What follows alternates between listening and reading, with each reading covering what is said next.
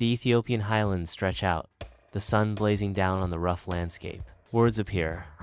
Ethiopia, a nation under threat. The narrator warns. In the 1930s, Ethiopia, an ancient and independent African nation, stood as a target for Benito Mussolini's expansionist ambitions. Mussolini, chest-puffed, addresses roaring crowds in Italy. The scene shifts to Ethiopia, showcasing farmers tending fields. Bustling marketplaces fill the screen. Ancient landscapes stretch into the distance. On-screen text declares, Mussolini's imperial ambitions. Mussolini harbored a burning desire to forge a new Roman Empire, and Ethiopia held a strategic key to fulfilling that ambition. A League of Nations session is recreated, revealing Italy's territorial gains in Africa. My voice booms through the assembly hall, narrating the League's failure to act. The stark words appear on screen. The League of Nations failed to effectively respond to Italy's aggression. Dust and smoke obscure the battlefield as Italian soldiers advance relentlessly with tanks and machine guns. Ethiopian warriors charge bravely, spears raised high, their courage undeterred by the overwhelming force. Explosions tear through the Ethiopian ranks, the ground trembling under the brutal assault. The disparity in military technology is devastating.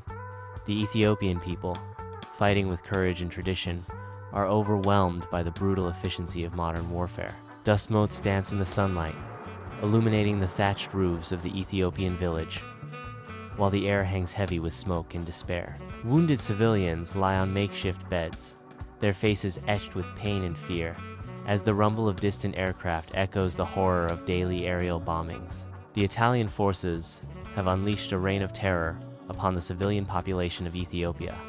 A voice echoes, employing aerial bombings and chemical weapons in blatant disregard for international law. The world watches in horror as these atrocities unfold, a stain on the conscience of humanity.